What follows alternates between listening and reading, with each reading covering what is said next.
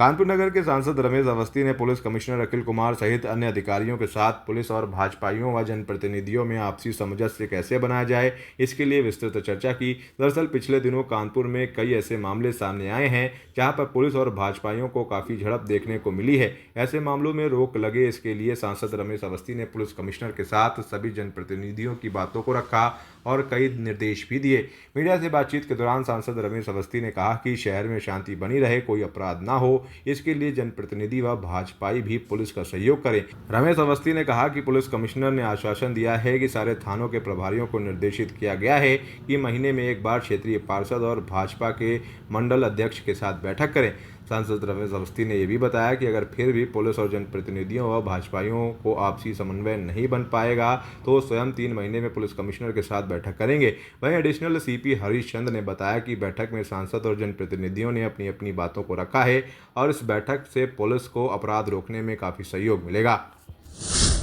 निर्देशों के क्रम में जैसा कि वो समय समय पर कहते हैं कि सभी जनप्रतिनिधियों से, जनता से जुड़े हुए जो लोग हैं उनसे वार्तालाप होते रहना चाहिए। उसी क्रम में आज जो है वो माननीय सांसद जी की अध्यक्षता में और पुलिस कमिश्नर सर के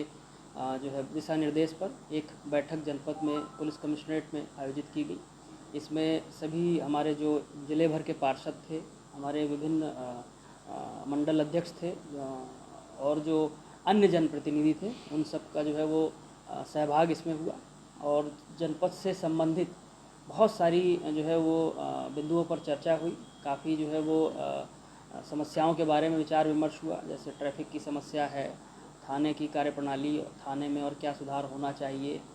थानेदारों से और थाने से अच्छा वार्तालाप हो, अच्छा सामंजस्य हो और अन्य बहुत सारे बिंदु थे जिस पे जो है वो उनके द्वारा, चूँकि वो सभी ग्राउंड पे काम करते हैं, तो उनके द्वारा एक बहुत अच्छा फीडबैक दिया गया।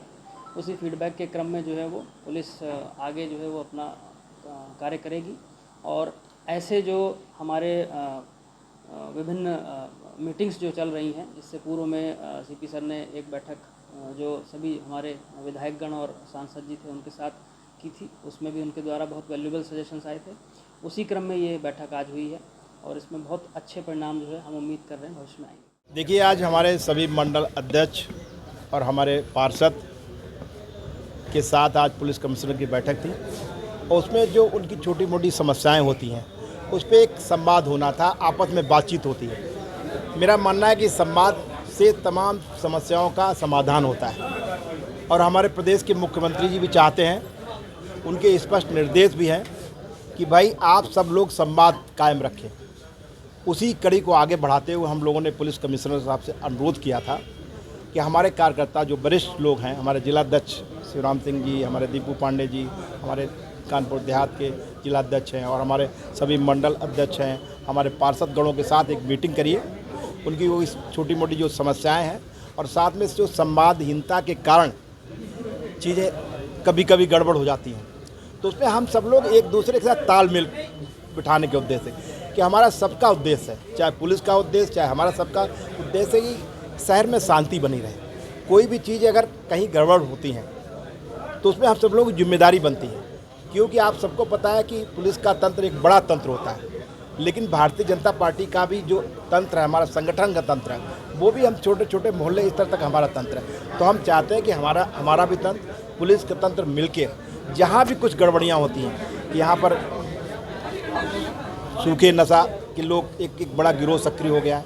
उस पर हम लोग कैसे कार्रवाई करें, उस संगठित गिरोह को कैसे समाप्त करें। छोटे छोटे बच्चों को उन्होंने इन्वॉल्व कर रखा है, उस पर पुलिस लगी हुई है, उस पर कार्रवाई हो रही। साथ में हम लोग, हमारे कार्यकर्ता भी ऐसे गिरोह का पर्दाफाश करेंगे।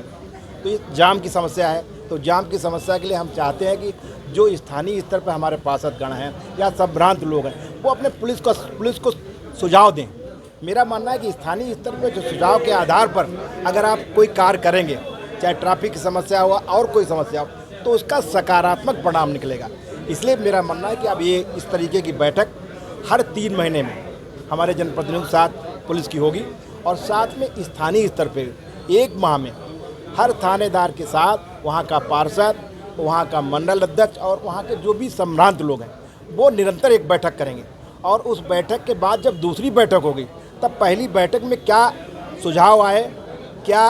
चीज़ें आई, उनका समाधान हुआ कि नहीं हुआ, उस पर पहले बात होगी। और उसके बाद फिर दूसरी बैठक की कार्रवाई चलेगी। अगर हमारे जो संभ्रांत लोग यहाँ के जनप्रतिनिधि हैं, पार्षद हैं, जो मंडल और भी जो हमारे संभ्रांत लोग हैं, उनको लगता है कि स्थानीय स्तर पर उनकी समस्याओं का समाधान नहीं हो सकता,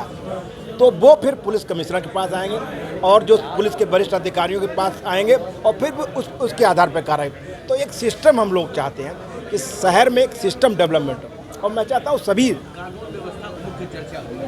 कानून व्यवस्था को लेकर मुख्य चर्चा हुई, साथ में डेवलपमेंट के ऊपर जो हमारी जाम की समस्या है उस पर चर्चा हुई कि भाई हम लोग सब दोनों लोग मिलकर कानून व्यवस्था को और कैसे सुदृढ़ करें ताकि जो अराजक तत्व हैं जो इसका फायदा न ले सकें। तो बहुत सकारात्मक परिणाम आज सामने आया और मेरा तो ये मानना है कि इस तरीके की बैठक हर जगह होनी चाहिए। लेकिन इससे पहले भी सुझाव दिए गए हैं, लेकिन इसमें मैं अपने पुलिस आयुक्त का भी बहुत बहुत धन्यवाद देना चाहता हूँ,